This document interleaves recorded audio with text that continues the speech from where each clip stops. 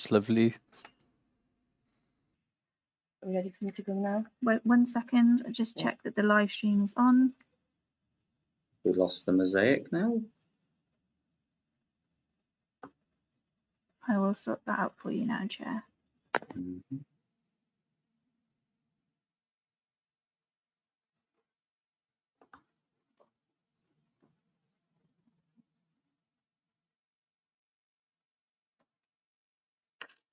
Okay, all if the members of the committee could come onto screen for me by pressing their activation button.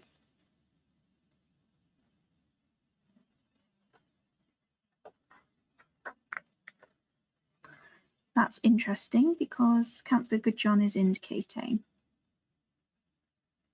And Councillor Perks. Yeah. Okay, Chair, I'm going to take the mosaic off because I've got a query on that. So we'll carry on as normal if you don't mind, because obviously it's once we've started, we are. I need to investigate that. So I'll the live stream has started for you, Chair. I'll hand over to Karen. Okay.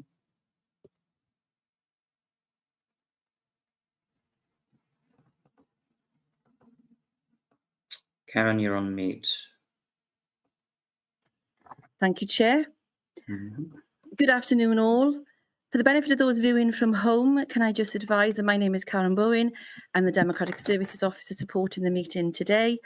And for the purposes, again, of housekeeping, just to let everybody know that this meeting is being live streamed and will be recorded for archive purposes. And if any members during the meeting have any issues, could they please contact the Democratic Services Officer, who will try and make sure that those are sorted as soon as possible. Thank you very much. Can I now hand over to the Chair, Councillor Ian Johnson. Diolch yn fawr, Karen. Thank you very much, Karen. I'll be using Welsh in this meeting with translation. Hopefully everybody will be able to hear the translation. Welcome to the Committee of Democratic Services. I'd like to extend a warm welcome to Councillor Gillian Bruce, whose first time it is attending the meeting. May I start with the agenda and ask for any apologies for absence?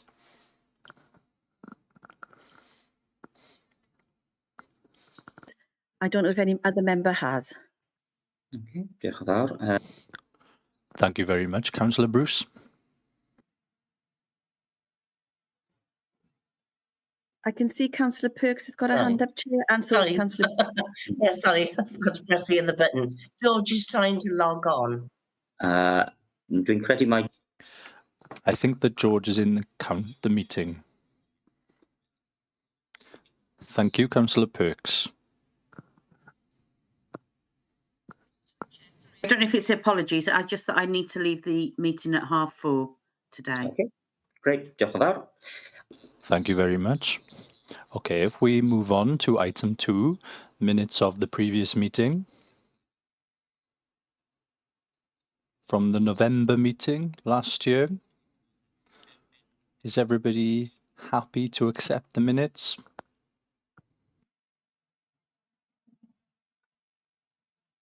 Karen? Karen?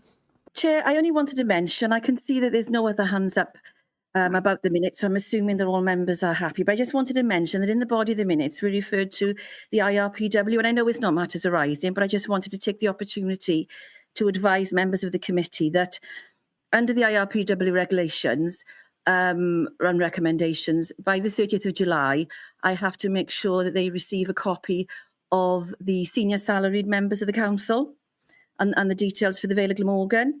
And then by the end of September, I have to make sure that they receive a copy, and that's also put on the website, of all payments that members have received for 23-24. I just wanted to let members have that information just in case they weren't aware, and if it's seen publicly on the website, then those are the reasons for it. Okay, diolch yn fawr, Karen. Thank you very much, Karen. Is anyone willing to move the minutes as a correct record? I know they're a while back, but Councillor Prothero, and anyone to second them? Councillor Thomas. Great, thank you very much. Item 3 on the agenda is to accept any declarations of interests by members of the committee. Any interest to declare?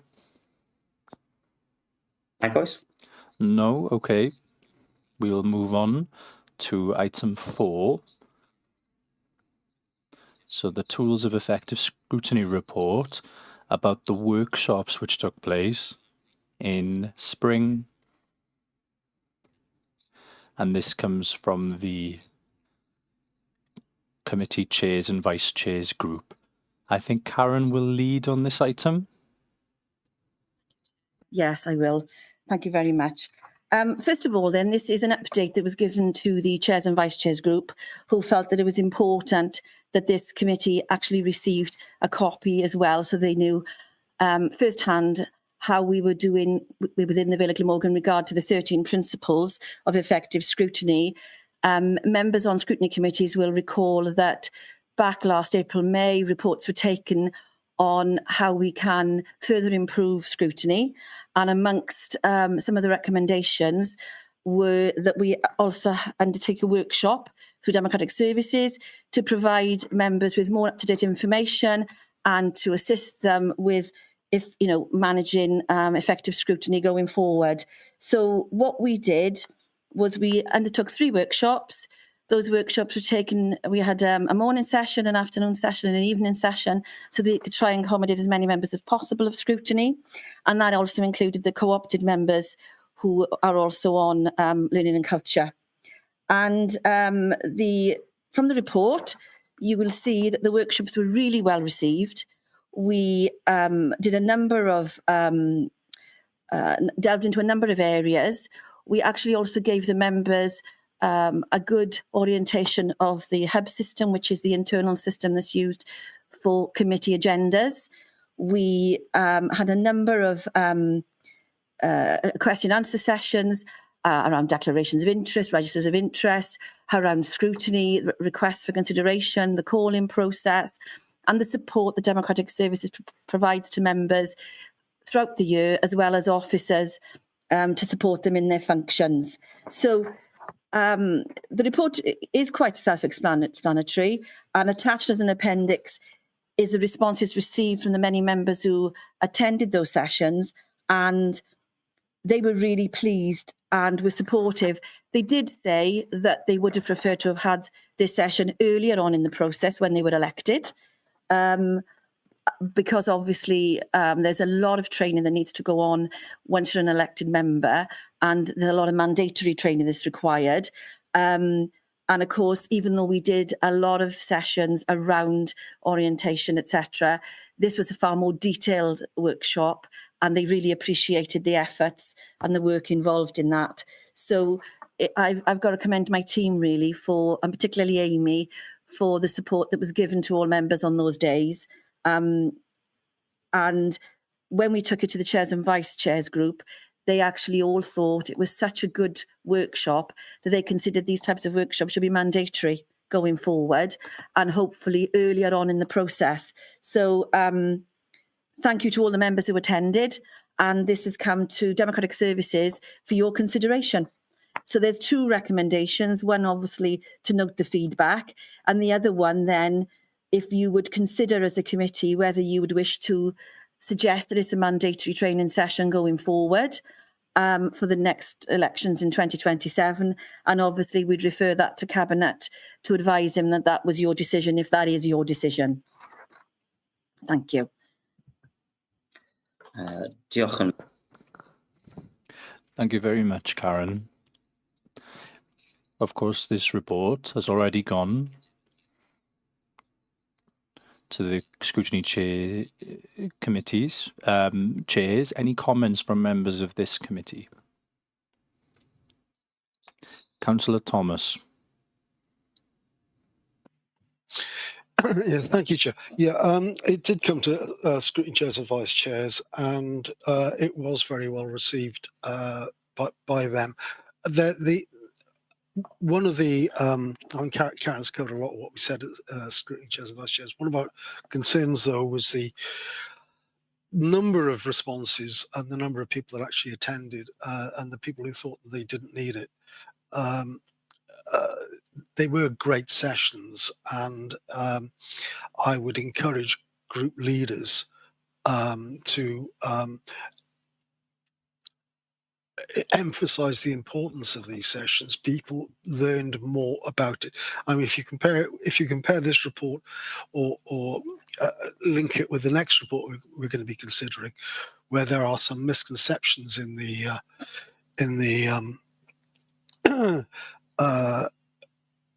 in some of the responses to that one, a lot of those could have been cleared up, and a lot of the understanding that people need would come through from these training sessions. And I encourage everybody to look at anything they can from that, and discuss it with their members of their groups, to find out what was learned and what is available, and find out ways of navigating through both the constitution, scrutiny procedures, and in fact the laptop, where we did learn new quick ways to get to information and to share it as well. So I would move the recommendations on this that we note. Thank you.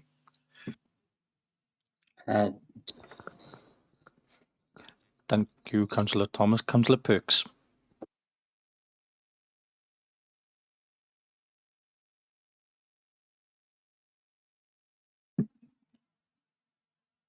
Sandra, Sandra, would you like to speak on this item? Interesting report is what I was saying, and the feedback that was given by the actual members, I think, is really useful to have, and to understand exactly what sort of supports the scrutiny chairs and vice chairs, but also other scrutiny members as well. And I think it is useful for people who obviously are on scrutiny to have all the training that they can have in order to scrutinise us that sit on cabinet as well, and the decisions that come down from there. So I don't know if I'm allowed to second this as a cabinet member, but I'd like to second Councillor Thomas's that we accept the recommendations. I don't know what the protocol is. To ensure denial order push. You're a member of the committee, so you are able to second it. Councillor Hanks.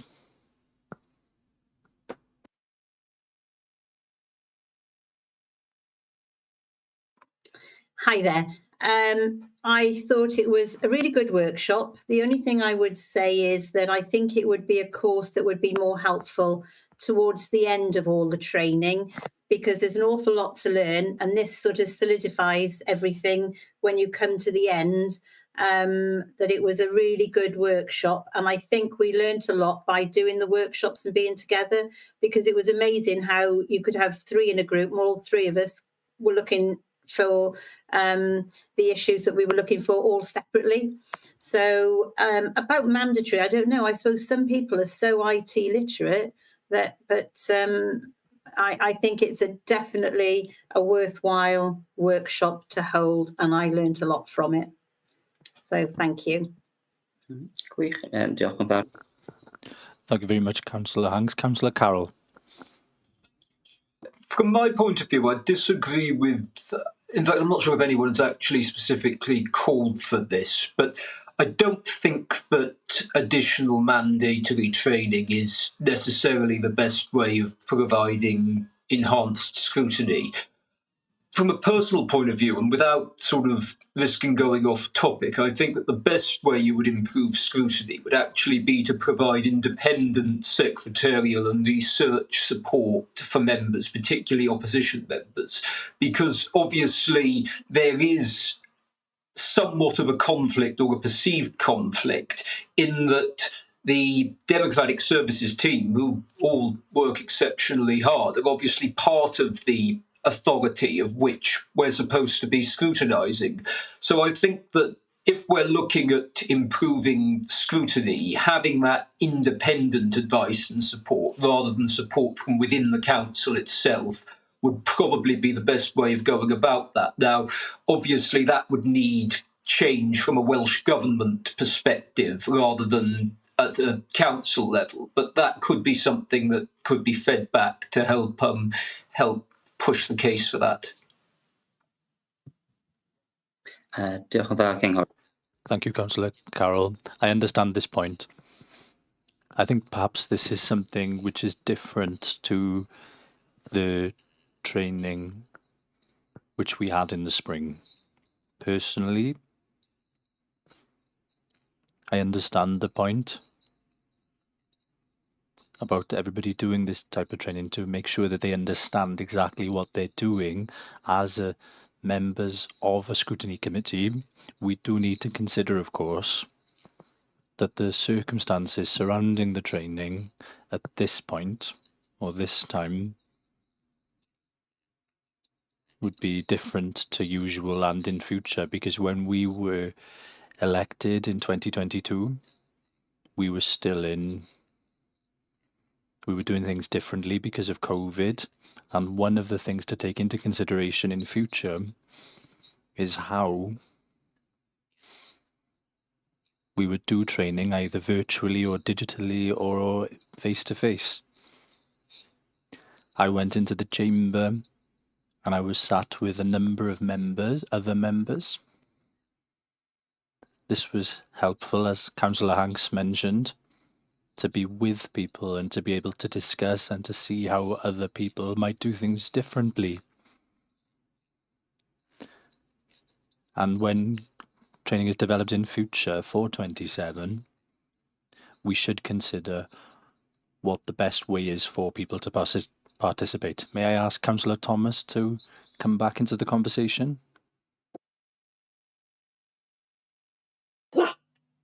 There we go. Thanks very much. My dog might bark for some reason. He's decided he's going to bark now. I'm not entirely sure what Councillor Carroll means by independent research and so on, and how he proposes this should be funded through the council budget. But had he and other members of his group, or more members of his group, attended these sessions, they'd have understood that officers are always available to provide information if you have questions, if there are things that you would like to further investigate, then that is available before any scrutiny meeting, and just for the need of asking. Also, if there are any, he'd have understood that if there were any items that members wanted to be included in future work programs and so forth, then that is available through the scrutiny committees, and any member can ask for items to come up for consideration for the forward work programme. All this is available, so I'm not entirely sure what benefit he would see in spending money on independent reports. Would help the scrutiny process in itself. Otherwise, I agree with you, Chair. They were good sessions, and I think the idea that they should be mandatory is a good thing, because all members who I think the phrase used was people don't know what they don't know, and a lot of information was available from this training session, these training sessions, that people didn't realise they didn't know, but enlightened them greatly. And making them mandatory would mean that everybody had access to that. Thank you very much. Diolch.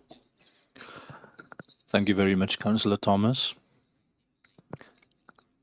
I think that Councillor Carroll is referring to the type of support which is available to Senedd members either in Cardiff or in Westminster, where there's support from the library in Westminster and the members' research service in Cardiff Bay.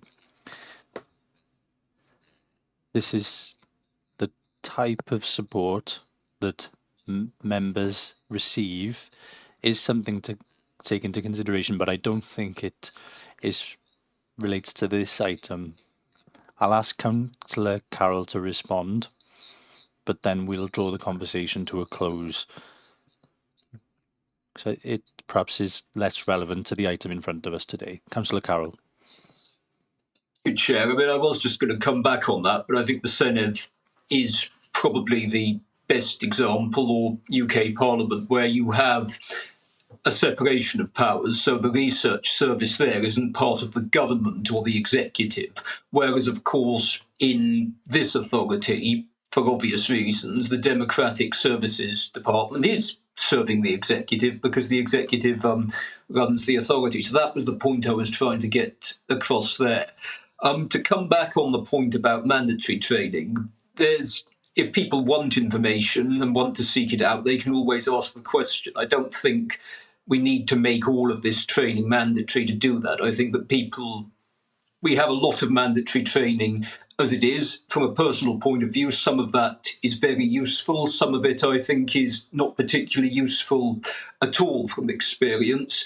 And I think that elected members are intelligent, resourceful people, and if they need information, or we need information available to us, I think it's perfectly within our capacity to be able to seek that out.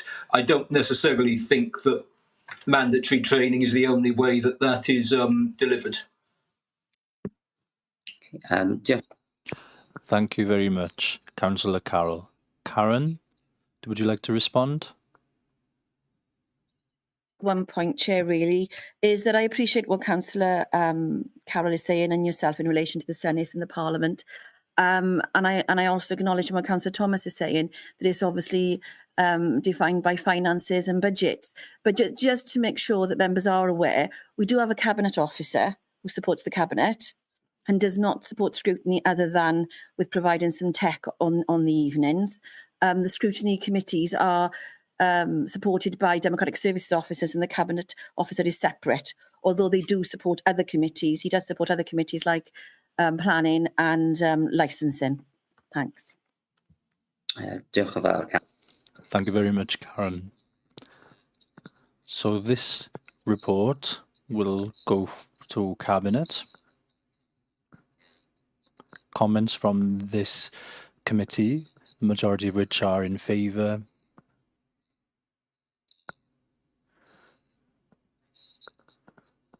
Go into the list of training for 2027 and asking for members to participate in this on a mandatory basis. We will consider in terms of designing and creating training for 27 to consider how much training should be done and how much of it should be mandatory, but generally I thought this was helpful, and I think it was helpful for a number of councillors. May I ask somebody? Somebody has moved it and has seconded the report and the recommendation. So I take it that everyone accepts this.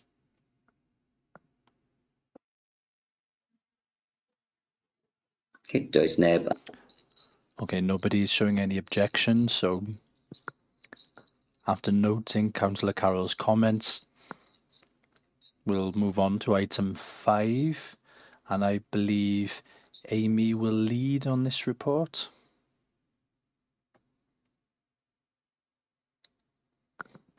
Chair, thank you. Good evening, committee. Bear me 1 second.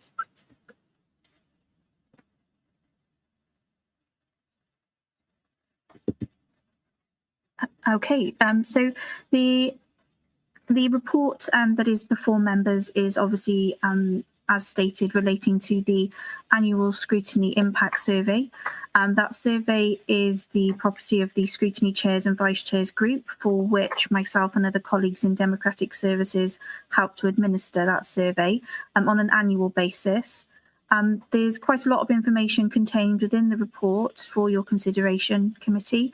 Appendix A gives you the raw results for the survey, the 2024 edition of the survey, which went out on the 12th of April this year. Appendix B, then it looks at the previous recommendations that the Scrutiny Chair and Vice Chair group came up with from the 2023 edition. And if you then go on to Appendix C, you'll see that that includes an update on the recommendations that came out of the 2023 edition, as well as 4 new proposed actions that for the Scrutiny Chairs and Vice Chairs group consideration. The group had all of this information at its meeting on the 28th of May, and I note that some of those members are also with us this evening. And the group at that time resolved to accept the comments and the status of the 2023 proposed actions, and also endorsed the 4 new proposed actions. Therefore, going forward, the group will be receiving a further update on progress made for all of the continuing actions that are still outstanding and in progress at its next meeting on the 12th of September this year. So I think I'll leave it there, Chair, in case there are any questions, if that's okay with yourself.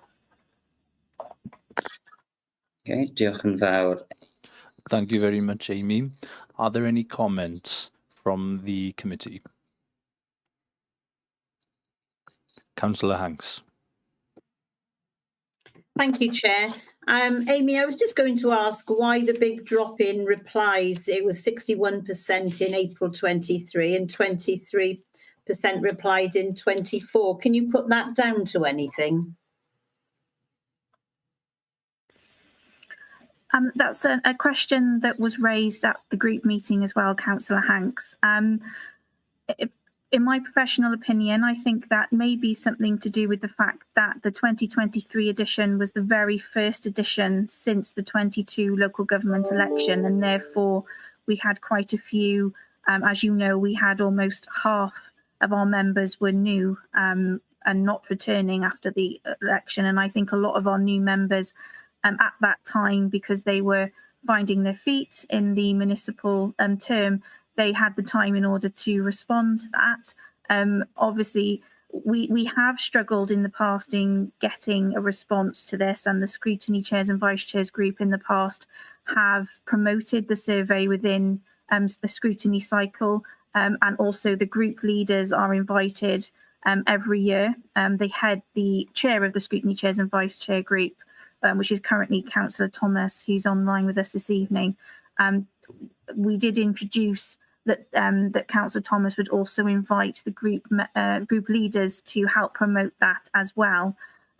Obviously, we can only provide that opportunity, and we do strongly recommend that members do provide us with comments, because the comments are given great consideration by the group. But I think the larger disparity that you're referring to, in my professional opinion, that would be my only surmise on that. Thank you. King. Councillor Thomas. Thank you, Chair. Just to endorse what Amy has just said, Scrutiny Chairs and Vice Chairs group do put a lot of emphasis on this report. Feedback from members is, as she says, taken very seriously, and can help guide the way in which we work. And poor response is hard to understand, given the nature of scrutiny and the way that the expectations on members to contribute and to fully engage with the process is so important for scrutiny to work.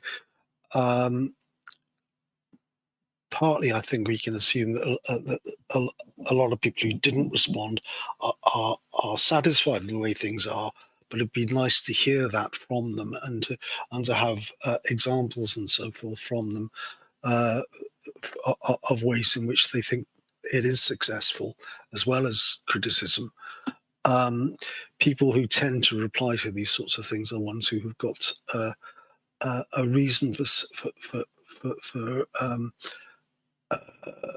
questioning the process, and that kind of gives a different view from the majority.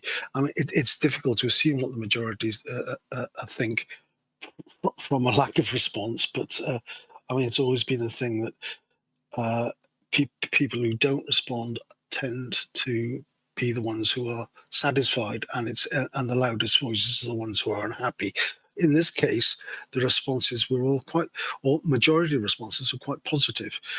People who were conscientious and wanting to respond. There were one or two people who were critical of various bits, and there was also some indication within it of some people who don't understand the process of scrutiny even now, in that they're talking about holding officers to account, which is not the reason for scrutiny. It's not the purpose of scrutiny, and that emphasises the need for the training, so that members can understand that scrutiny is scrutiny of the executive, not of the officers, and that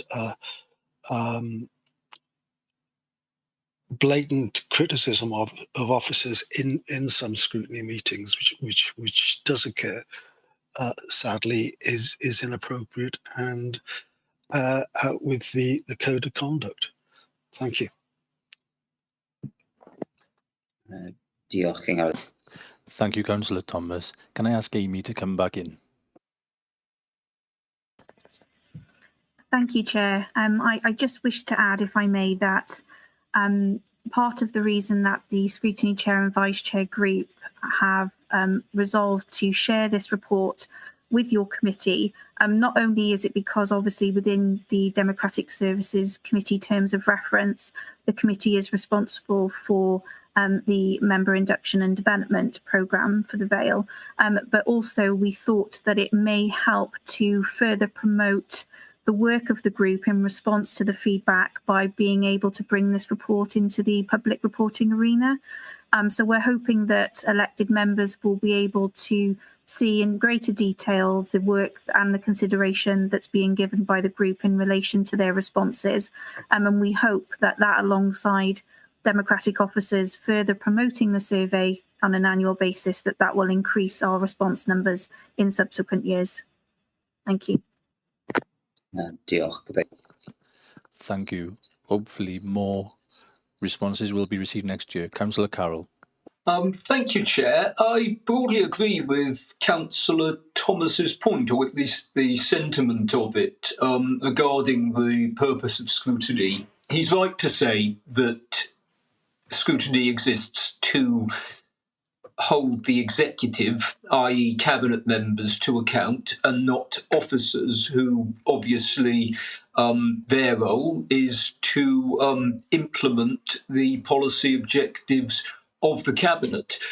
I think the reason why this happens, Chair, is because of the structure of scrutiny committee meetings. And I think that this could be something that would benefit from being reviewed and perhaps changed, because we often see it in scrutiny committees. It's the officer that leads on any particular item.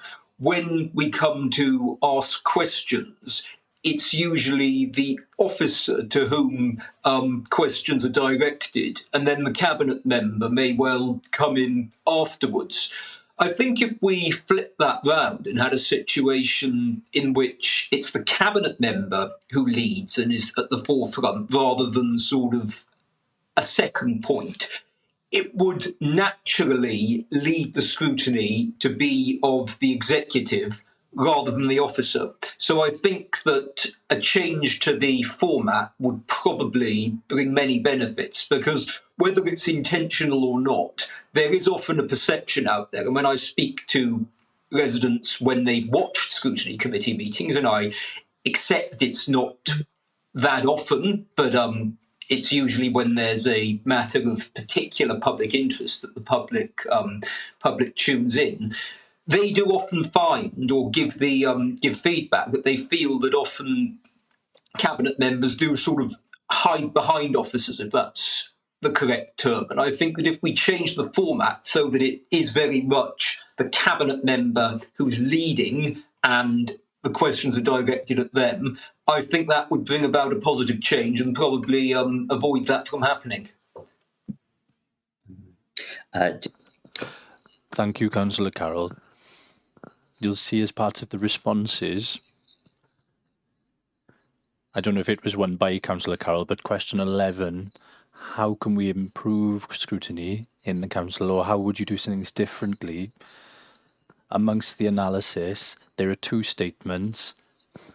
Supporting fel as was suggested by Councillor Carroll, wedodd hefyd and also stated Q&A with cabinet members who have responsibilities linked with that committee every quarter ac and amongst proposed actions is that this is raised with the leader, Councillor Burnett. Perhaps it will be interesting to hear, for us as a committee, to hear the response to this and where exactly, as Councillor Thomas and a number of others involved in this committee, how we will hear back on any changes or improvements to the format of the committee, scrutiny committee. I don't see any other hands up. So I think the intention is for us to make comments. A number have made comments over the last 10 minutes. And I take it that this will go back to the scrutiny chair and vice chair committee. So aside from that, the only thing to do now, Amy, is to note the report. Is that correct? Yes, Chair, that's correct. Okay, felly Okay, so if we can move that we note the report. diolch yn fawr. So Thank you. So I take it that Councillor Thomas seconds it. Karen. I was only going to say, Chair, and that you can refer back to that committee and actually say, you know, here's our comments and ask them to consider them. You can make that more of a recommendation if you wished, but otherwise it will go back. I took it that it would go back to the committee with our comments. If we'd like to do this formally, I'm happy to move this, and I'm sure that Councillor Thomas would agree. Is that okay to say? Yep, swing cymryd to. Okay, I take the thumb up as an agreement. So if everyone's happy with this, we'll move on to item 6, the annual report of the Head of Democratic Services. And I think Karen will take us through this report. Karen. Thank you, Chair. Thank you very much indeed. Yes, this is the annual report of the Head of Democratic Services, and you will note in paragraph 2.3 that the current operational manager, Head of Democratic Services, is currently unavailable, and therefore in the interim, via an emergency power from the Chief Executive, the Council has kindly made me the current interim Head of Democratic until the operational manager returns, or as I think all members are aware now, because I think we did send an email out to all members, that Jeff Rees is likely to retire in September 24. And some of you may also be aware that the advert has been now put out into the public domain for that position and is currently being shortlisted and with a view to being interviewed over the next few weeks. And then because of the Head of Democratic has a statutory role under the legislation, that position will be interviewed also via Senior Management Committee. So my understanding is it's anticipated that those interviews will take place before the end of July, before the recess, but those dates have not been confirmed for senior management. I know there's a couple of other interviews that are being undertaken, the Head of Neighbourhood Services and, for example, and those positions obviously will have to be interviewed, etc. So And the other one then I know also was put out as well was the always going to be put out is the operational manager for legal services, because obviously the monitoring officer has been appointed, as Debbie Miles has now joined Cardiff Council, and Victoria Davidson has taken over her role as monitoring officer. So there's a couple of things in the wings, but I just wanted to make a reference to that position because I have referred to it in the report, and I wasn't sure if all members were fully aware of the process and what was happening.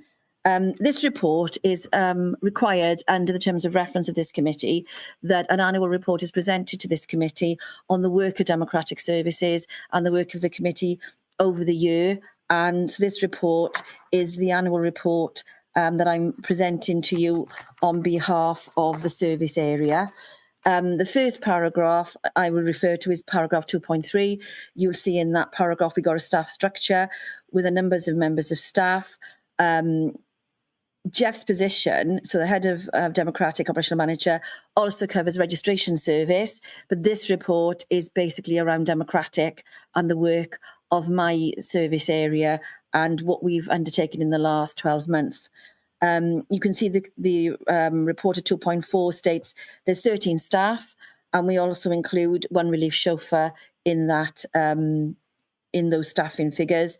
Every member of staff has to undertake an It's About Me, which is an annual appraisal, and my area covers a number of services: the mayoral side, the cabinet side, democratic scrutiny services, school appeals, and also land registry. So we do searches, land charge searches, and the internal and external mail, stationery ordering, etc. So we cover a wide range that I'm responsible for. Reference was made earlier in the meeting to member support and research services, and in that paragraph you will see I've itemised a number of areas of activities, and one of the activities, members' research, is provided throughout the year with support not only from Democratic but obviously from officers as well. And I would just reiterate the point, and I do understand where you're coming from, Councillor Carroll, but I would just reiterate the point that we do have a cabinet and cabinet officer who we have made sure does not get involved in scrutiny work, other than obviously when the reports are needed to go back to cabinet. But they do engage in other support, because obviously we need support for the hybrid system and we need support at other committee meetings, because as you can appreciate, we are a small team. I just leave it at that for now, if that's okay. But we do provide support to members in accessing information, data and analysis by signposting. We do provide a member service where we do support members, and the amount of advice and guidance we do offer is considerable.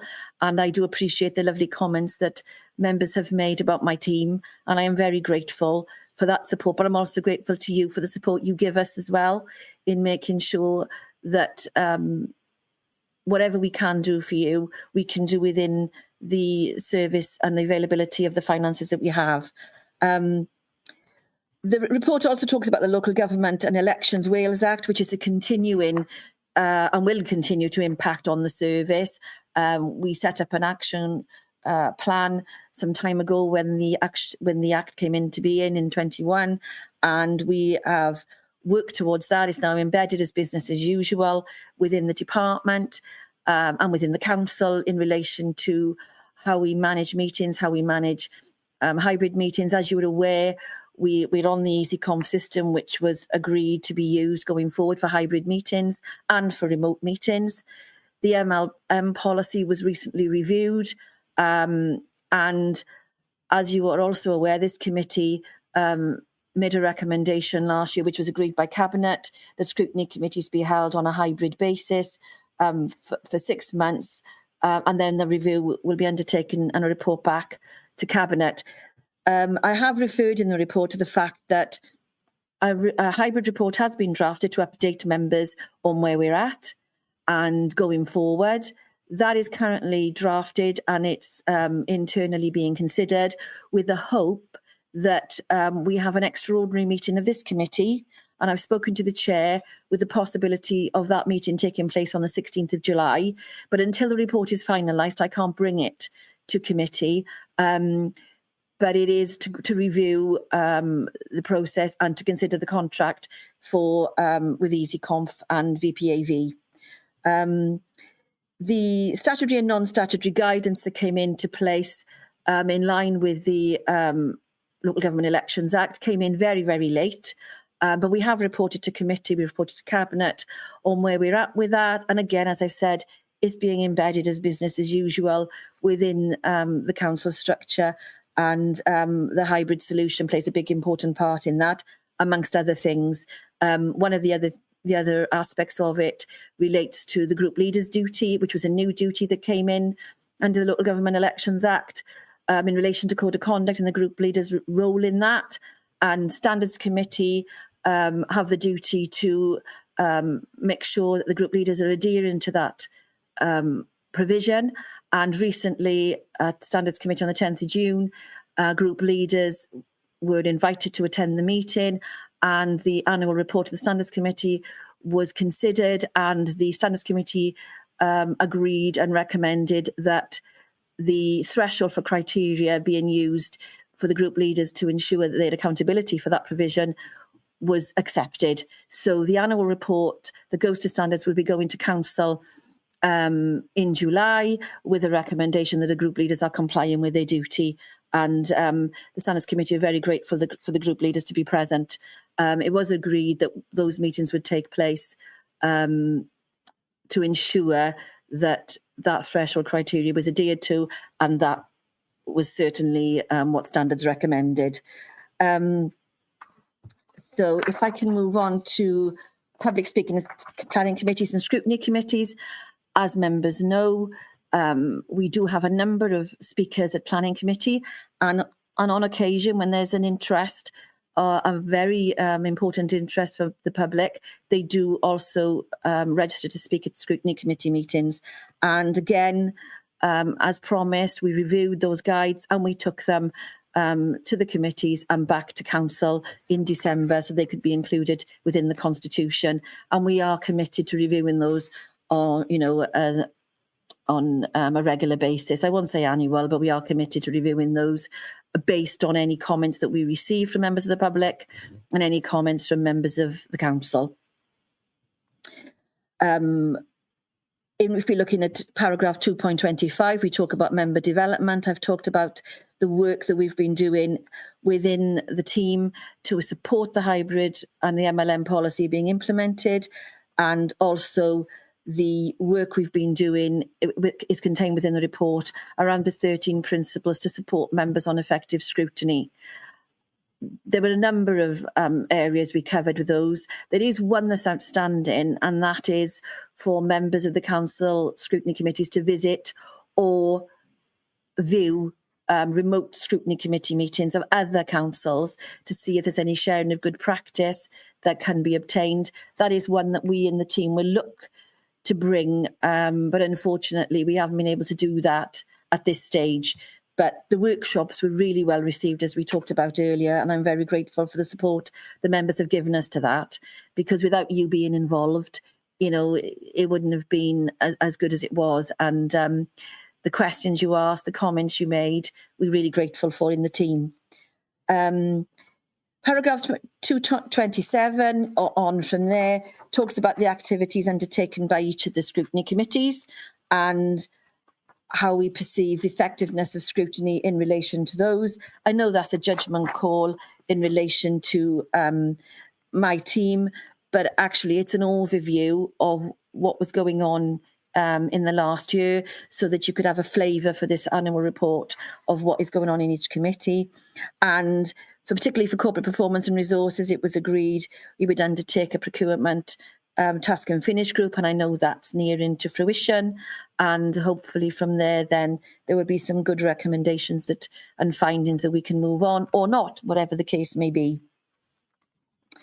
Paragraphs 2.49 of the report talk about the networking arrangements we have, and we put these in the report to show that we do share good practice throughout Wales, not just, you know, our neighbouring authorities. We share it throughout Wales, and with regard to the hybrid report that I have mentioned, I know that Welsh Government have asked for a group representatives from each authority. They're looking at the MLM policy that they actually legislated on, and they're looking to see whether there could be any further changes. I don't know what they'll be, but we have put forward one of my team members to go to those meetings, and obviously anything that comes out of that will be replicated within our policies when we take reports to committees for you to consider. But at this stage, those meetings haven't started, but I know Welsh Government are looking at how multi-location policies are working throughout Wales. And again, Heads of Democratic Services meetings take place where we share good practice and we discuss matters of mutual concern and any suggestions for improvements. So the other items in this report refer to, for example, the Independent Remuneration Panel for Wales. And I touched on it earlier when I mentioned the minutes, because I wanted all members to be aware that such information does go in the public domain around the senior salaries and around, what you've claimed during the year. Again, the IRPW are asking us to make sure that as heads of Democratic, we do our best to advise members who have care and responsibilities that, the availability of an allowance, if needed, is there. And they've asked us to make sure that we express that to members, which members are aware of, but I'll just raise it here again today for information. This year, the IRPW in paragraph 2.5 introduced an hourly rate for co-opted members, lay members of Governance and Audit Committee, etc. What they're finding is throughout Wales, they're operating different ways of giving that allowance to members. Now, in the Vale, we operate a half day or a full day. So an officer like the monitoring officer for standards, for example, will assess the agenda and decide how much people should be claiming on the basis of, what detail is in the agenda, if they have to travel into the office to undertake a meeting, and the agenda itself, how long the meeting takes place. So all that, there's an allowance given to the members, and they said, you can either claim a day or you can claim a half a day, depending on what that particular relevant officer says. For standards, it's the monitoring officer. For learning and culture and for governance and audit, it's the head of Democratic. And they can actually give that responsibility to an officer, which Jeff had given to us last year. So individual officers to do whichever committee they manage. But I just wanted to highlight the fact that this year, the IRPW, because there has been anomalies throughout Wales, have suggested that there'd also be an hourly rate. So, for example, what that means is if you had a meeting on a Monday with, say, the director, the chair of Governance and Audit, a meeting with the director on a Monday, and you had another one on a Wednesday and another one on a Friday, that they are saying rather than a half a day each day, you can say you had a meeting for an hour on each day, that would be 3 hours. Well, that would be a half day. But if it was, say, 7 hours, it'd be a full day. It's allowance because it'd be over 4 hours, you can claim a full day. But it wouldn't be 3 half days. So what I'm going to be doing is I'm going to be developing a procedure for us to deal with that. But at the moment, the heads of Democratic and the monitoring office as a group are looking at that. So I'm going to wait for their guidance, as we are all Wales, and we're going to be looking at it on an all Wales basis. If at least we can get, we can do that, because some councils may want to operate differently, but in the main, we're trying to share good practice and get that squared away throughout Wales, and hopefully we can do that. And then we've got the Public Services Ombudsman for Wales, who's got responsibility to investigate complaints and that are sent directly to them. And members may also be aware that we've got 2 hearings coming up where the Ombudsman has sent them to the Standards Committee for the Standards Committee to consider whether there was a case to answer to. The Standards Committee considered there was a case to answer to, and therefore 2 hearings are going to be held. At this stage, I don't know whether they're going to be held in public, because the appellants have the right to make a case, and that's a matter for the Standards Committee to decide whether it'll be held in private or in public. So if it's in public, then obviously it'll be available, access to information on the council's website when those hearings take place. We've also got the local dispute resolution procedure, which the Ombudsman asked to be arranged within local authorities to deal with low-level allegations by a member against a fellow member. And we have a procedure within the council for that, as do the authorities in Wales. And following a recommendation to town and community councils from our Standards Committee, the local town and community councils also have a procedure in their areas. I highlighted in the report the guidance from the Ombudsman, because the Code of Conduct guidance, the Ombudsman will send some guidance out on a regular basis. The last time we had it was 2022, and I've highlighted in the report the link to that if members wanted to have a look at that and be reminded of what the Ombudsman advises around declarations of interest and around Code of Conduct. And they've got some examples and scenarios in there about some Code of Conduct issues that had happened in a number of authorities, and you can have a look at those at your leisure, to see what came out of those. In some instances, sanctions are given and some members may be suspended for a particular period, but they will either come to the Standards Committee or to the Adjudication Panel for Wales. But the Ombudsman has put some examples in there for you to have a look at.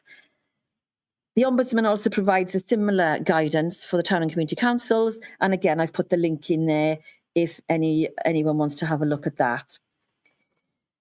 The last paragraphs, 2.58, refer to the year ahead and what we'll be looking at in the year ahead. And as I mentioned earlier, one of the first bullet points is to appoint a new operational manager. And my understanding is, and I'll probably be contacted the next couple of days to arrange a SMAC, Senior Management Appointment Committee, to put that in motion so that we have a committee once the interviews have been conducted, and then shortlisted recommendations to that committee for members to interview the shortlisted candidates. As I said, we'll continue to manage the Local Government and Election Wales Act with any legislation that comes down the line, and we'll have a look at it, or any statutory or non-statutory guidance that comes down the line, and we'll report to committee if necessary, and to Cabinet and committee if necessary. And looking at, just to highlight, we are looking at working with HR and OD to further develop succession planning in democratic and scrutiny services. I have advised management that I will be looking to retire next year in April. And we have, since I've made that announcement over 12 months ago to management, we have been putting in place some succession planning in the team, and we are working towards that. Because obviously with the operational manager leaving and then myself retiring next year, it is important that we make sure the succession planning is as defined as possible so that we can provide those opportunities for staff and to make sure that the service is maintained in the way it should be and the way it has been, and the governance arrangements are in place. With regard to the Welsh Language Translation Service, we provide that, as been tested today through the system, and we will continue to do so where members require it. As you are aware, we did a survey last year and members completed that survey, and we are working within that survey to ensure that Welsh Language Translation Service is provided. If any member of the public, when they register to speak at a meeting, also requests Welsh Language Translation Service, then we also put that in place as well. We are also working with the 5 scrutiny committees and the chairs and vice chairs group to promote the work of scrutiny and public participation. And there would have been, some of you would have been at the recent corporate resources meeting where we talked about the Life in the Vale survey, and public participation was an important part of that. And I know the communications team will be working to ensure that we progress some of the comments that were made in that survey, and to make sure that we do encourage the public to engage in the scrutiny process. on a regular basis, well, each week we do social media announcements and raising awareness of what's likely to be on the committee agenda. Should any member of the public wish to register to speak and comment on it, and and raise any concerns. So we are promoting that as much as possible as a team. And also there's the topic suggestion form if any member of the public wishes to put forward a topic for the scrutiny committee to consider. That is also available on the website for them to do so, or they can talk to their local councillor, and you as a member can put that forward for whatever committee. Whether you're on a scrutiny committee or not, you can still put that forward so that it can be considered a future meeting. So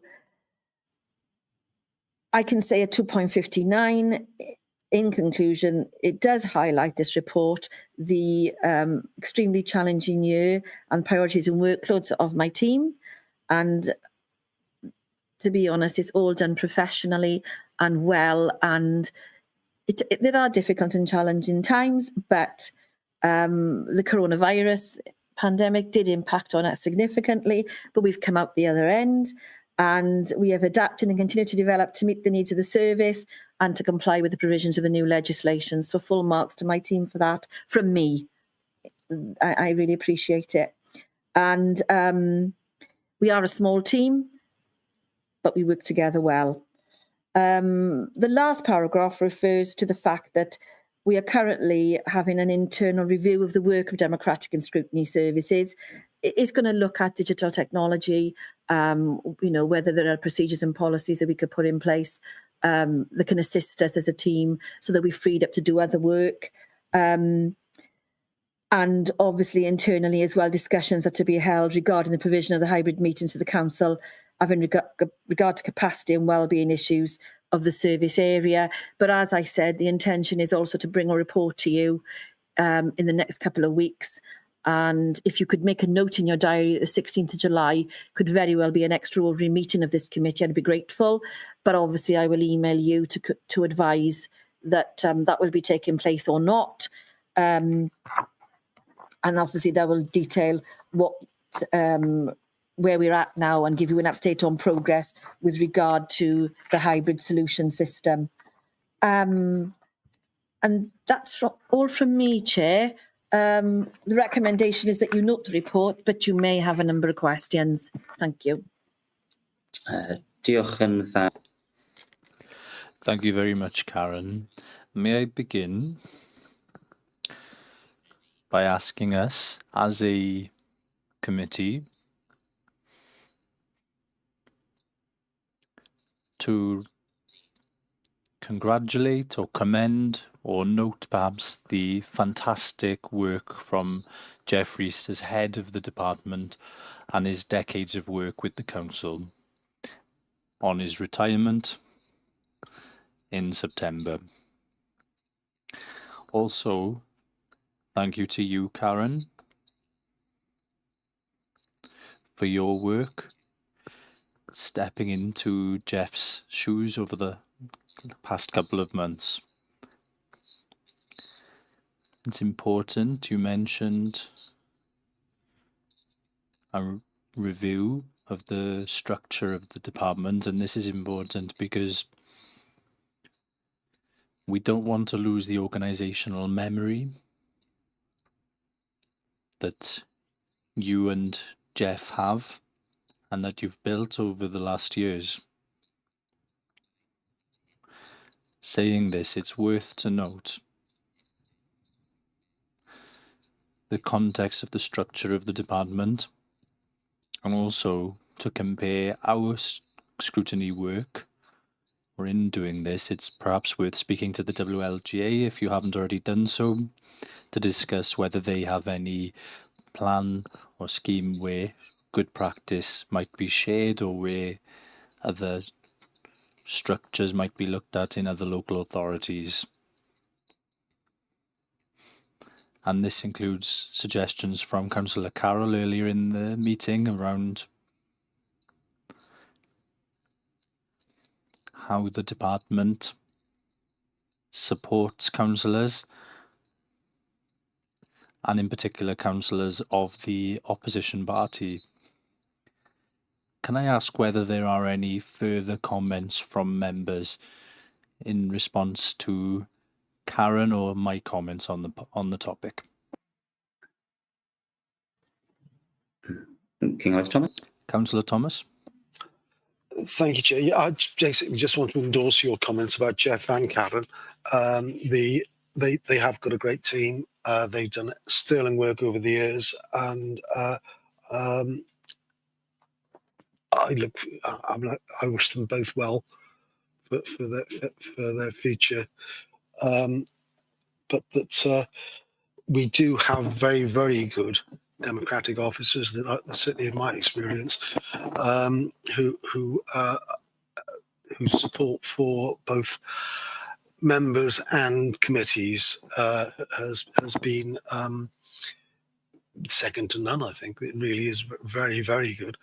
That doesn't mean to say we can't learn from good practice elsewhere, but I think other councils may well be learning from us as well. Thank you.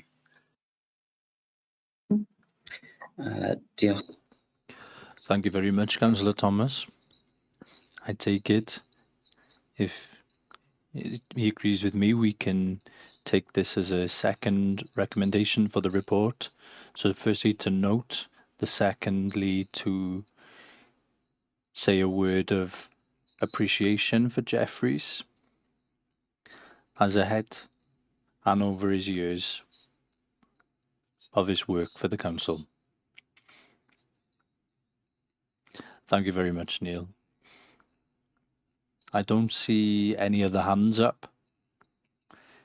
Karen, would you like to respond? I just wanted to say, Chair, that yes, we do work with the WLGA. We do have regular meetings with them, and we all share, practice, and we all share ideas and suggestions. I just wanted to place that on record. Thank you.